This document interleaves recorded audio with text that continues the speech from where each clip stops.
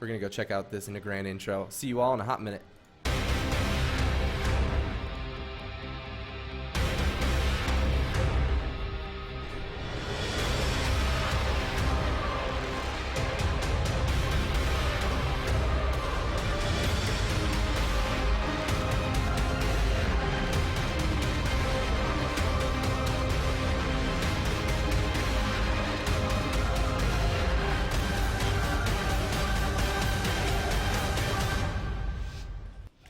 Alright, here we go. It's Toxic Youth versus Turbo Resident Sleeper. The game is about to begin. We got a Warrior Lock Shaman for Turbo Resident Sleeper and Toxic Youth running their Turbo Cleave with a Mistweaver Monk here.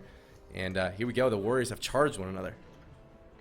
Yeah, this is going to be a very interesting matchup because, like we said, they're really scared of the Turbo Cleave, but Nefo is going to struggle a lot to out-heal the damage. We see both Warriors popping Recklessness instantly in this game. They both just want to go ham. Swapsy taking a lot of damage right now, Infernian popping that Dark Soul, and actually swapping over onto Nefo. He's in a lot of trouble here. Gets charged up on 30%. He might just go down. Are they going to have to use the Life Cocoon? It doesn't look like he's able to port behind the pillar, but this is such a good opener for Turbo Resident Sleeper. Nefo already behind. Yeah, absolutely. It's going to be hard for him to heal through this damage as a Mistweaver Monk, and if he is able to heal through it, it's going to take a huge toll on his mana. Nefo getting, once again, Stormbolted, and I like that. Every time he pushes in to heal, he just gets Stormbolted and swapped to. Nefo pushing in, though, the in-cap onto T-Bow as well as that leg sweep, so doing what he can to stay offensive, using actually his Revival there, and that could be a little bit of a problem since he dispelled a lot of UAs. He could be in almost an execute range, spamming out those heals with the Aura Mastery, is going to be able to top himself. Staying offensive, though, like pushing out into the middle of the map, trying to get those in-caps off, but that could just be the game. I mean, Nefo having to use his Life Cocoon there, doesn't have any hots on himself. The Haunt is connected. He's going to have to retreat. He's going to have to port away. Right now, luckily for him, Joe Fernandez and Swapsy are in an okay position, but he's getting pressured quite a bit. And every time he peeks out in the open, he just gets caught with that Stormbolt.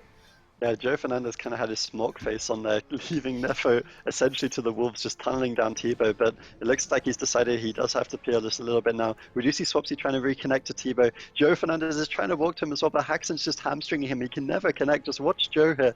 He's struggling so much, and now he does use the leap. He gets double Shadow Fury on the leap. This is so painful for him. All he wants to do is reach T-Bow, but he just can't quite get there. Now he will connect. The in-cap from Nefo is going to assure that T-Bow cannot run away any longer, and now he's going to be trained by 2 DPS, but at the same time, Nefo doesn't have his Life Cocoon. He's down to 40%. He does port away. Will Haxan chase? I'm not sure that he's going to go for it. It doesn't look like it. Nefo should be fine for now, but at the same time, the Life Cocoon's not available for a little bit. His mana's already down to 30%.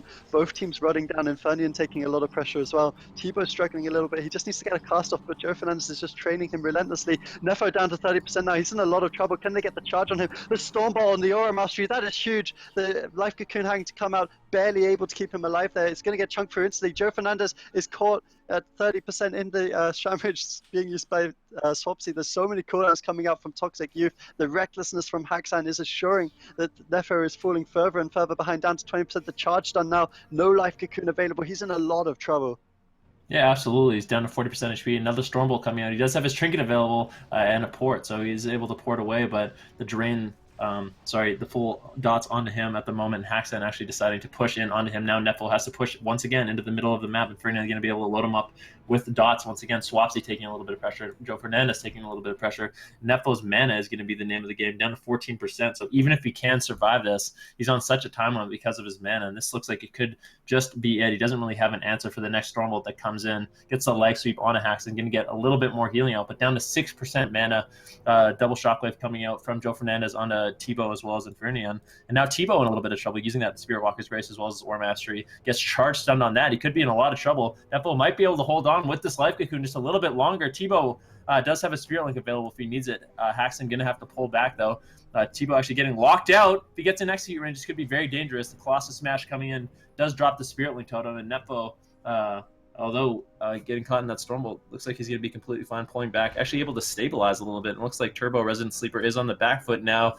T-Bow down to 40% HP. Haxan down to 29% HP. T-Bow having a really hard time healing through this. The rallying cry is going to come in. Joe Fernandez using that dive of the sword, trying to avoid some damage, trying to reconnect onto Nefo with the Stormbolt, but it looks like he actually could be in a lot of trouble. Down to 10% HP. Ports away at 10% HP. The on connects onto him. Does get charged stunned up. Could Haxton take him out. Looks like he's going to be able to. Cross Tebow kill. still dangerously low, though. The fear coming out from Joe Fernandez wants to stop Tebow from casting. The gateway is going to come out as well as the safeguard. Joe Fernandez trying to reconnect. Haxton throwing out that shockwave. Tebow still in a little bit of trouble, though. But it looks like he is going to be able to stabilize, and Ferdinand and Haxton going to take out Joe Fernandez. And that was such a close game, ridiculously close. Unbelievable, Yeah. man.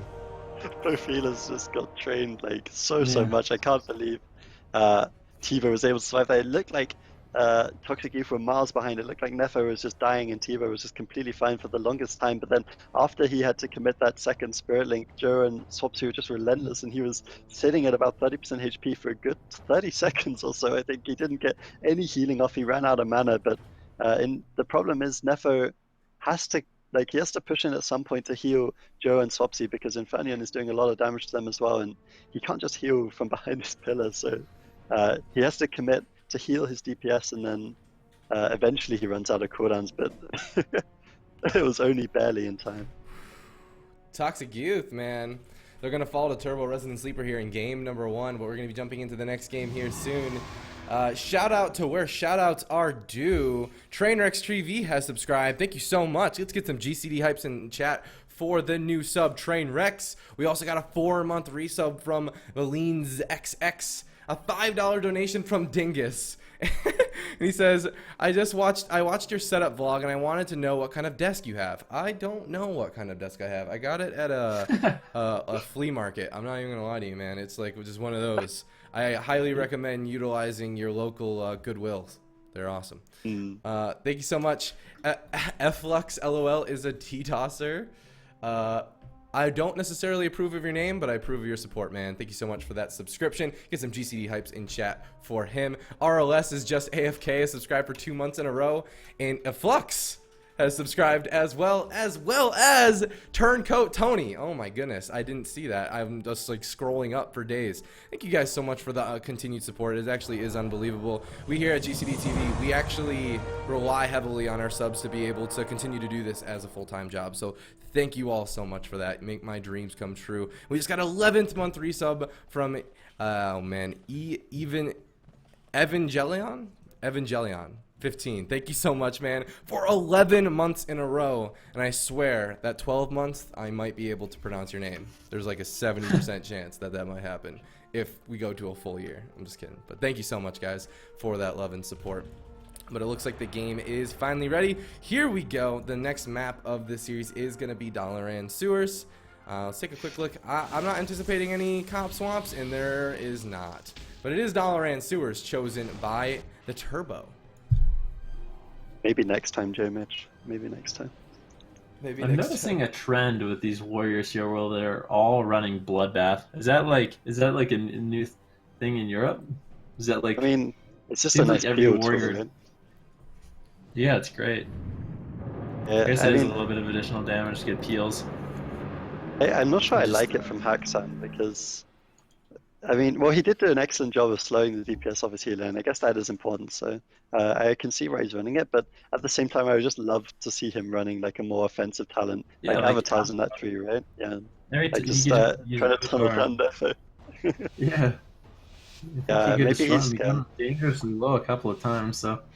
But Yeah, maybe he's just scared of getting CC'd up on that cooldown, and he feels like Bloodbath's just a safer bet. If he can keep the DPS off his healer for long enough, then they're going to win the game at some point. But at the same time, if this is a smaller map, maybe the race is going to be one quicker. Maybe that Avatar would put him slightly in the lead. We do see Haxan is peeling Swap XD right now. The Windwalk comes out to assure that he connects to Tebow, but actually Swapsy choosing to go into Infernion's pay. He doesn't want that CS to be an issue for Nefo, but at the same time, Joe Fernandez takes so much damage. The double Shadow Fury comes out. That's going to be the Sham Rage, and so much damage. Oh my goodness, down to 20% instantly. Nefo porting out barely in time. He took such a huge chunk of damage, and that's what these monks can do. They can take so much damage. There's no passive reduction there. Joe Fernandez down to about 60%. Haxan's recklessness doing so much work, but Nefo doing an excellent job of keeping his team up, actually. Barely any dots to deal with, and now they're swapping it back over to him. He does not have that portal available. They could definitely kill him here. The Stormbolt comes out. He's going to have to use a break on that. There is that Nimble, the DR Fair. They're just tunneling him down. He's going to use the Life Cocoon, surely. He's in the waterfall. He has Shadow Fury on it. They're so low. I can't believe how long he held on to that cooldown, but at the same time, Turbo Resident Sleeper Tebow is dropping quite low. Yeah, absolutely. And the reason that Nefo actually got so low in that first off is he used Revival on 3 UAs, so it almost one-shot him. Swapsy, though, dangerously low at the moment. Joe Fernandez throwing out that rallying cry, giving Nefo a little bit of more time to top him off. The Stormbolt coming out onto him, and Nefo really only has his trinket available. Rallying cry is going to fade. He needs to get off those casts. It's going to be hard for him, though. He's just spamming that Soothing Mist over and over and over. He just can't heal through the damage of Infernion and Haxon at the moment. T-Bow, Infernion, and Haxon all sitting quite pretty at the moment. T-Bow getting a huge heal there. Nefo getting charged up. Having to use so much mana, healing incredibly inefficient just because of how much pressure is coming out. Actually does a great job porting that Stormbolt, so he's going to be safe, able to top himself up. But at the same time, Joe Fernandez taking a little bit of damage. The first Spirit Link coming out from T-Bow, able to sort of stabilize Turbo Resident Sleeper at the time being. This map seems to be going quite well for the WLS right now. They're getting so much more pressure, and Nefo, as you say, is so much lower on mana, but they did force the first Spirit Link out of T-Bow right now, which means the second one's probably going to do less work since their team's already kind of low. He actually had to trinket that Shockwave as well, so now Toxic Youth are starting to find their rhythm. They're getting further and further ahead, forcing a lot of cooldowns. Haxan kind of low as well. Joe is low, but he's not going to be their main kill target, as we do see Haxan leap over onto Nefo, but Nefo again just able to port away the Shadow Fury onto Joe Fernandez. That's going to force the regen. He might just go down here. The Life Cocoon coming out barely in time, but now Nefo doesn't have that cooldown available for himself. He needs to be really careful right now. He's sitting so far back, but we do see Toxic Youth. They need to connect to T-Bow. They do get that Shockwave. Can they push in for anything else? The Rallying Cry coming out. They're going to try hold on to the cooldowns here, as we do see the recklessness from Joe Fernandez. There's only one Spirit Link available for T-Bow. He's going to want to hold on to that. Nefo in so much trouble though. No Life Cocoon available. The recklessness from Haxan. He's trying to get the kill on him here. He leaps on top of him. Nefo is going to go down here. Surely the offensive parry comes out, ensuring there's no stuns from Nefo to stop him from getting this execute. Surely he's going to get it off 13%. There's no way he survives. Nefo has full round of dodge. The charge stun on 1%. There is a little bit of potential for the cross kill, but I think this is just going to seal the second game, and Turbo Resident Sleeper coming out strong in this series. Nefo, I feel for him, man. Like, this is just a pure hell situation. Like, you just, every time you push in to heal your teammates, you just get swapped in. You get one shot and you have to run away. And then your team's like just running in and behind the pillar, and you have to like use all your rolls to get in and get some heals off, and they just swap to you again and you have to run away. And you just run out of steam so fast. I mean, what was that, like a 2-3 minute game, and he was almost completely Yeah, it didn't take long. he wasn't running on much, man. It was definitely getting close to E there at the very end. But Toxic Youth, man, they are now down 0-2 here in that lower bracket. That means that they just have one more loss until they are completely eliminated. And you know, the two BlizzCon champions, they got to be feeling the pressure here at this point. But what exactly can they do? Should they go for like a desperation comp swap, or do you think that they can make this comp work? I don't know. That's the tough question. What comp do they swap to though? I mean, WLS is kind of I think it's quite a solid comp, and the thing is, even if you do swap for one game, then this team has other comps available like the MLS, so you have to find a comp that can beat all of them. And like, what do you propose? I mean, they have Joe has the mage available, Nefo has the Holy Paladin available. I don't think we're going to see that. Swapsy has a warlock and an elemental. I mean, maybe he could play the elemental mage and just kind of play a slower game. I don't know, but I feel like it's an old composition, and I don't think it's got any real advantage in the matchup. So yeah, we're gonna have to wait and see. Though Joe did take surprise the hell out of me when we saw that mage enter the arena, and so I don't know. I just feel like, because I didn't know that he played a mage before, I just feel like he could somehow play other classes I didn't know about, but you would know better than me to what it is that he actually can play. So we're gonna go ahead and wait on these guys' decisions on what's gonna happen next. But I have to comment, man. I'm a pretty big fan of your Pepe you got there on your shoulder, dude. Yeah, I just got it placed on me during one of the games. He's a cute little fellow. I think out of all the merchandise that was sold at BlizzCon, Pepe was by far my favorite. I love this guy. Shameless plug incoming. If you want to go and pick up your own, go to the Blizzard store and use WoWHead15, all capital letters, for your 15% off to get your own Pepe. Shout out to WoWHead for sponsoring us, man. Thank you so much, guys. But Toxic Youth, did they actually lock in a map? Oh no, that's actually the older map. I'm just like, can they lock in $N twice? No, they can't. We're still waiting on a map choice from Toxic Youth before jumping into it. But just a reminder, guys, Toxic Youth, or whoever wins this series, moves on to face Reawakened in the semifinal lower bracket. So that's all happening next. So no matter what happens, I mean, even if Toxic Youth somehow finds a way to bring it back and win 3 games in a row, they're gonna have to go up against Reawakened to make it to the finals. One composition I do know we haven't seen, I'm not sure if Softy's playing the class right now, but he is actually a multi-rank 1 DK as well, and he also went to BlizzCon as DK one season, I believe. So wow, he could definitely bring that out if he's feels confident on it, because maybe they just feel like I mean, they're already going T-Bow, but the enhancement maybe doesn't have the same tunneling potential for a healer as a DK. They could maybe try TSG him down a little bit. Of course, we know TSG is quite well known for being able to tunnel down a Resto Shaman. If they want that tiny bit more cleave, I'm not sure how confident they'd feel in that composition. Maybe they would die quite quickly as well because they're using the enhancement off healing. But yeah, we're going to see the same composition. It's just little thoughts, you know. Maybe it would be nice to see. It doesn't seem like we're going to see it this time. Maybe once they realize that WLS is a difficult composition for them next week, or next tournament, they'll have an answer should they get knocked out here. But they are getting quite close in these games. I feel like the games could be a little better, to be honest. Like, just the way they're rotating their defensive cooldowns, and I don't know. I think Nefo needs to be a little bit more cautious with how he uses that revival, because it almost one-shot him, and it felt like once he used that cooldown, he was just forced in like such a weird position where he had to like kind of overuse cooldowns in certain situations. And every time he pushed in to heal his teammates, he was still low from having used that initial revival. I think maybe stacking like Fortifying Brew with his revival, or like his Aura Mastery when he really needs to use it, so he doesn't get silenced up, might be beneficial. They also could go for a different strategy where they just train down Infernion and actually uses Nefo CC, you know, the in-cap and the light sweep onto T-Bow, and try to just shut down some of his damage and prolong the game a little bit longer.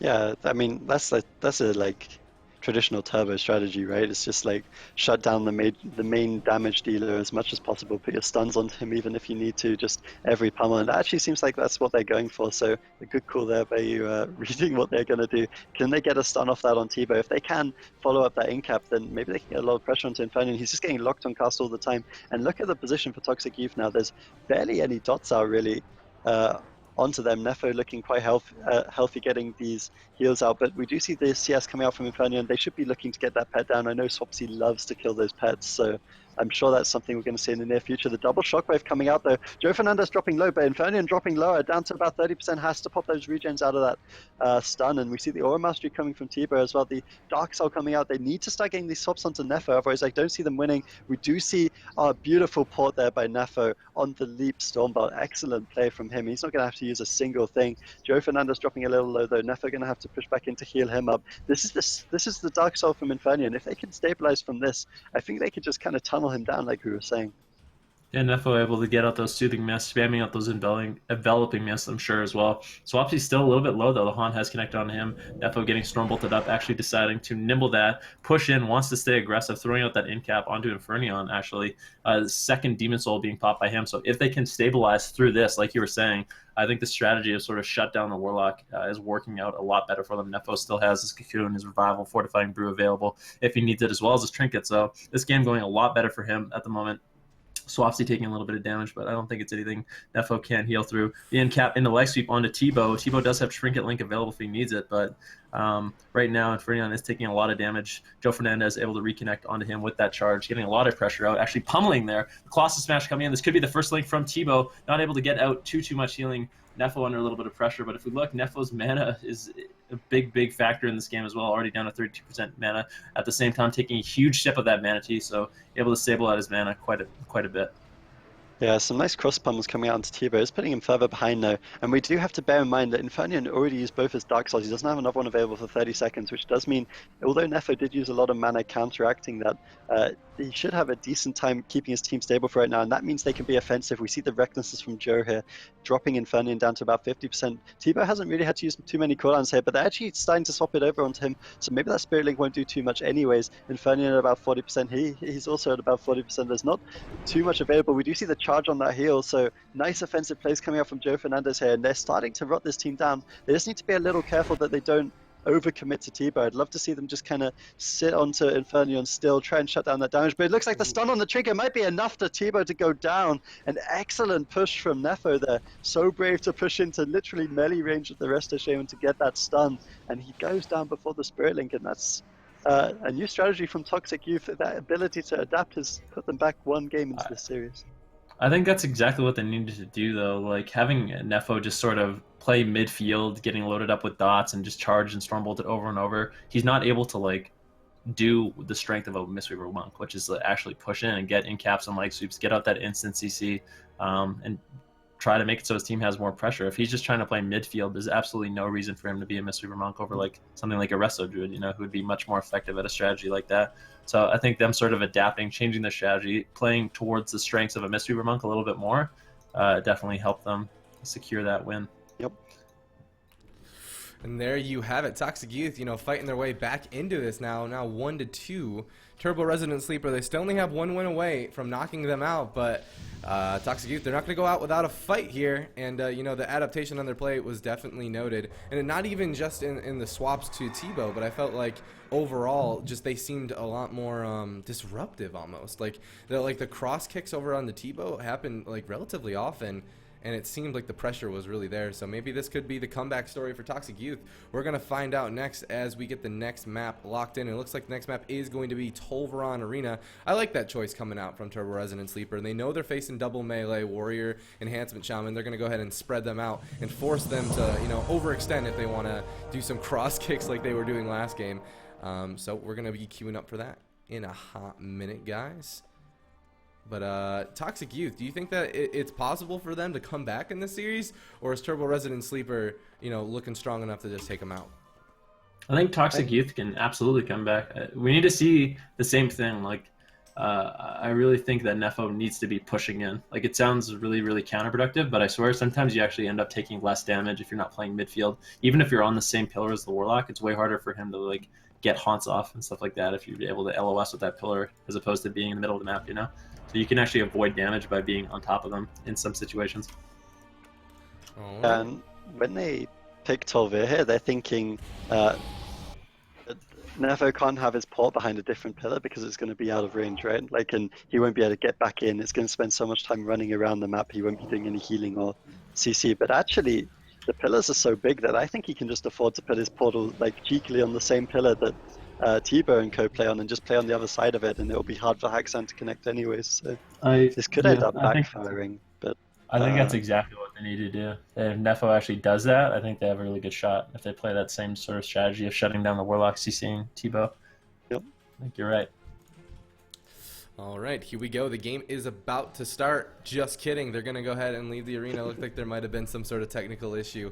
We're going to find out what happened and queue right back up in there. But good on them for being able to leave before the gates open. That's the ideal situation. I guess that's the ideal situation if it's not an ideal situation. So, but good to know that they're figuring it out.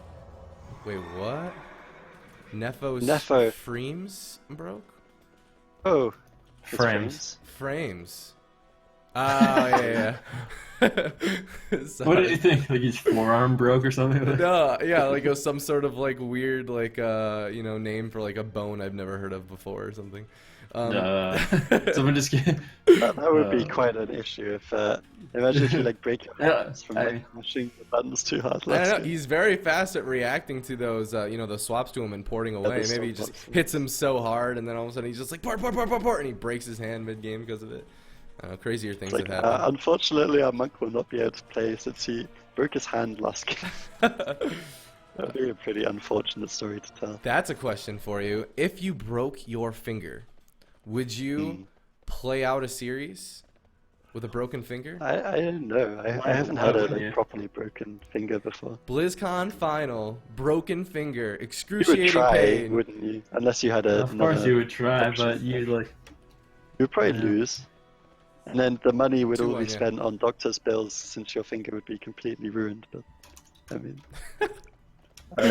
I'm fairly sure in that situation you try. Maybe like they say, adrenaline kind of reduces pain as well, and you certainly have adrenaline when you're in a situation like that. So Fuzzybutt says would use feet.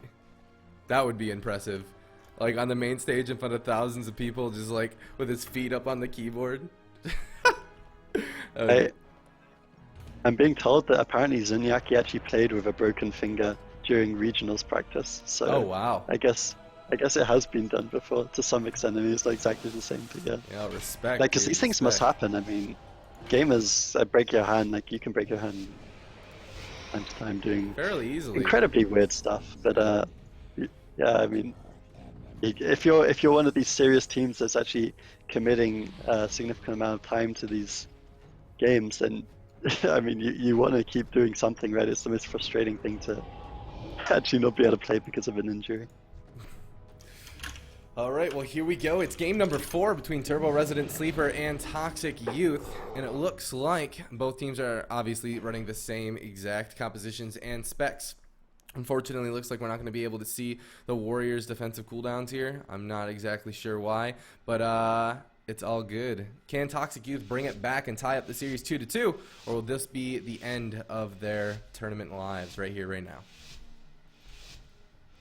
We will have to see. Question. Yeah, we're going to need a good answer to that question because I don't have one right now. I think it's all going to come down to Nefer and his positioning, but we'll see how he chooses to set up the pole behind there.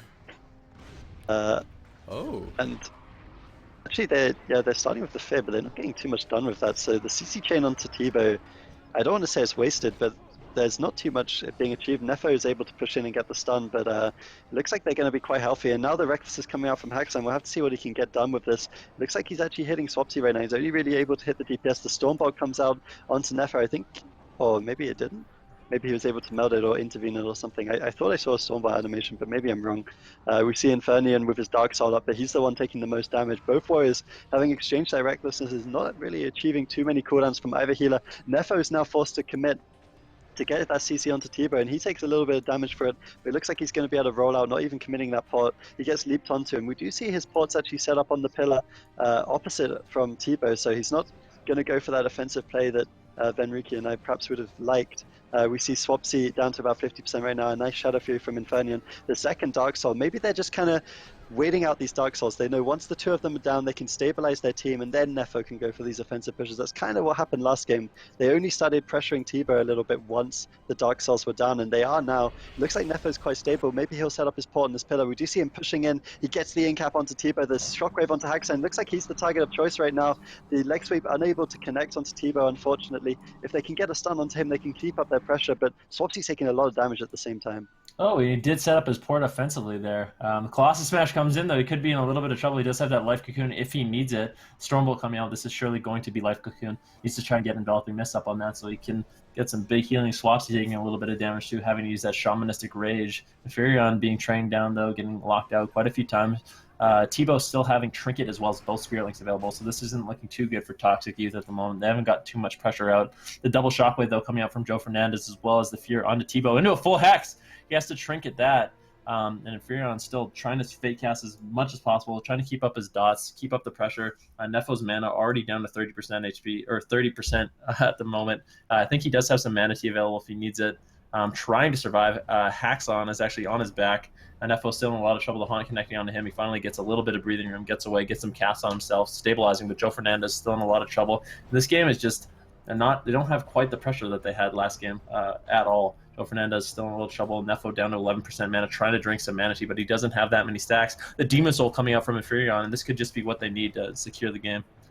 Yeah, that Demon Soul is going to spell trouble. A nice double Shadow Fury is going to secure that he gets the Haunt cast onto Nefo. The Stormbolt is melded by him, though. Excellent play by Nefo. That could have spelled dire trouble. He had no break available for that, but Swapsy's still dropping low. The Sham Rage coming out at about 50% HP. Joe Fernandez also quite low. Infernian is taking a little bit of damage, and we do see Tebow's mana is kind of struggling. He's down to about 20%. Haxan training out of that stun. They need to get as much damage out as possible, because honestly, it's just down to which team gets the most damage right now, who has the highest pressure, because there are Spirit Links available for Tebow, but it's not going to matter too much with the current situation.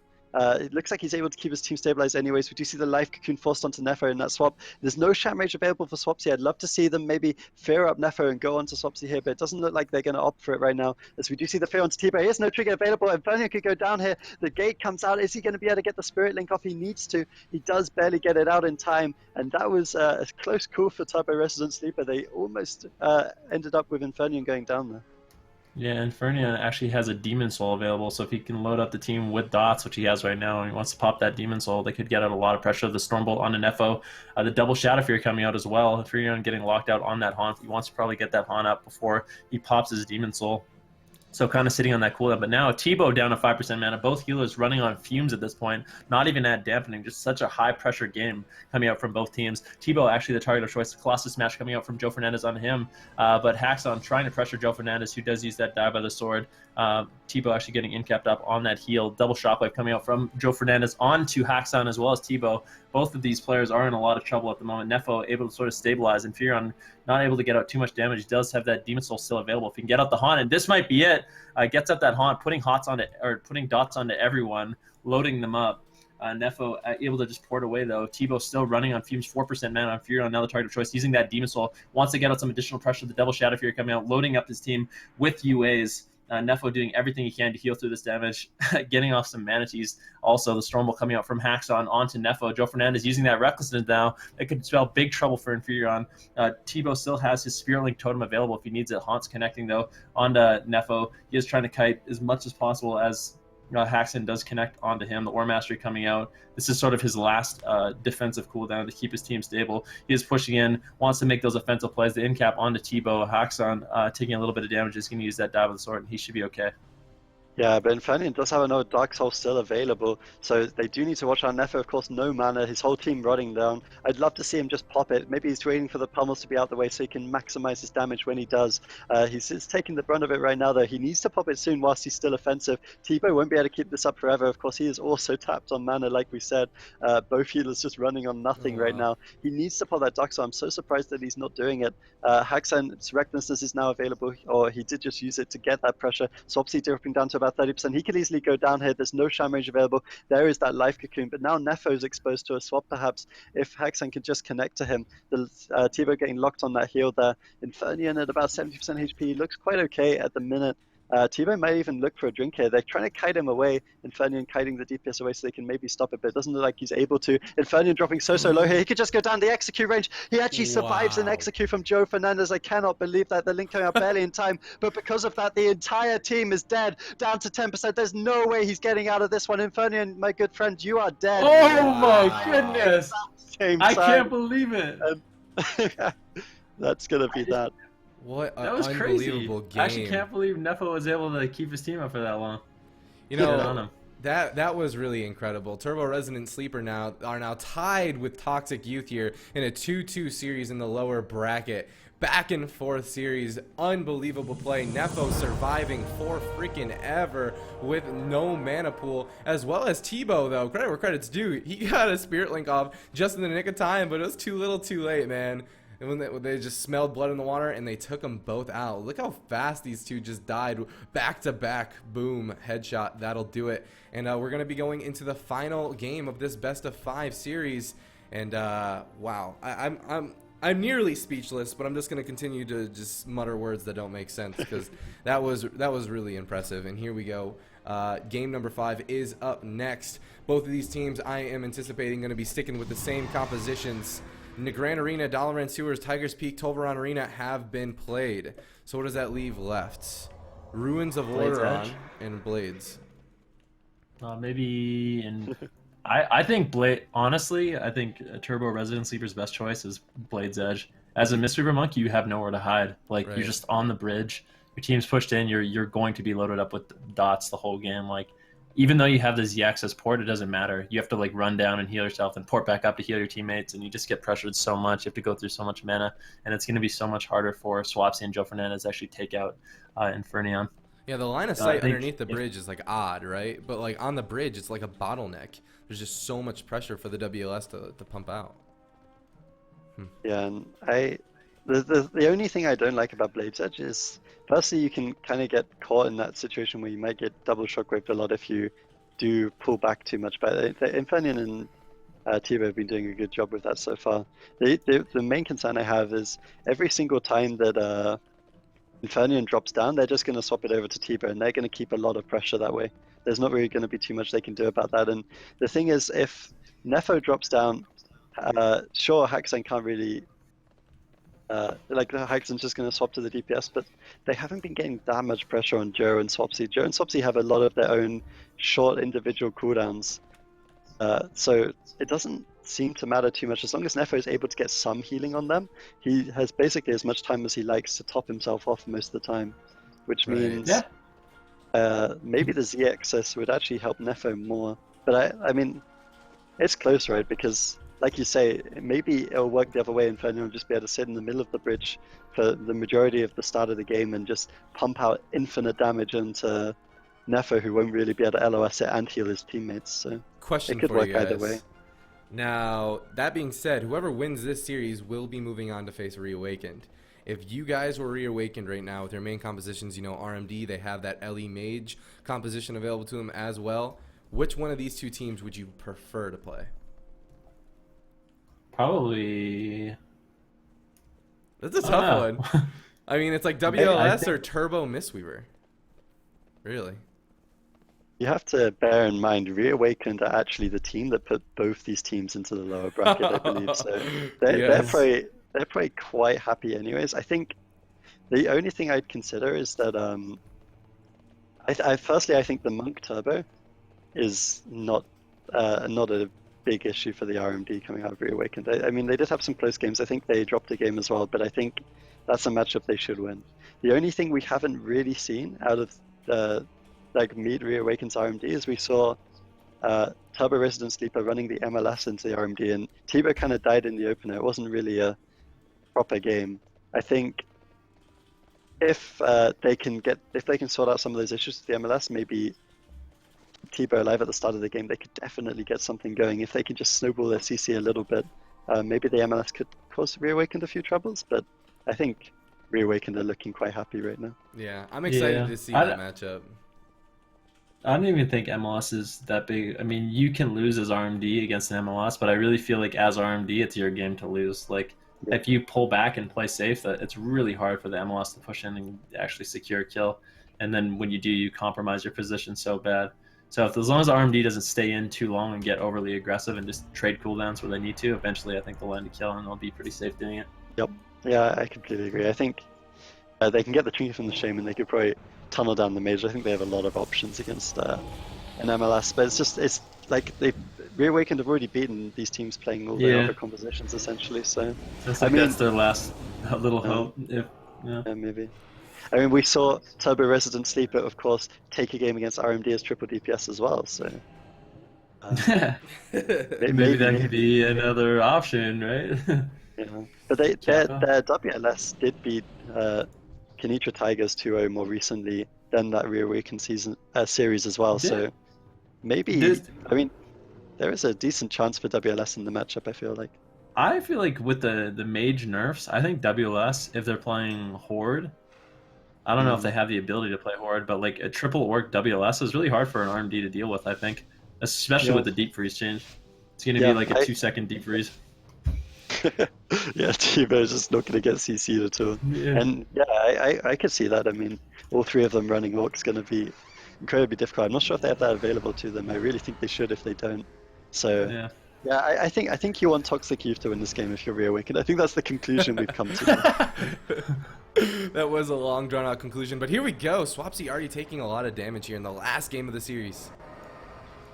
Yeah, and the trinket coming out from Tibo instantly, actually. They got such a nice double fear at the bottom, and this is what we were talking about. Like, we see Infernian and Infernian kind of sitting at the back of the map. He needs to be in the middle of that bridge if he wants to get the pressure onto Nefo that we need him to. At the minute, he's making it kind of awkward for Tibo. Tibo having to sit downstairs, which means Infernian can't push in too much either. They can't stack behind the pillar, because if they do that, then they're just going to get double shockwaved, and Joe's going to do a lot of damage. This map's not looking that great for them in the start, but we do see the Dark Soul starting to do work now. Big heal from T-Bow is going to keep Infernian offensive. This is the second Dark Soul, though. We've seen this time and time again. If Nefo just stabilizes through this, then there's not too much offensive cooldowns coming out of Turbo Resident Sleeper for a good minute. Infernian dropping low, has to pop the rallying cry, barely getting out of that execute range. And I just don't know.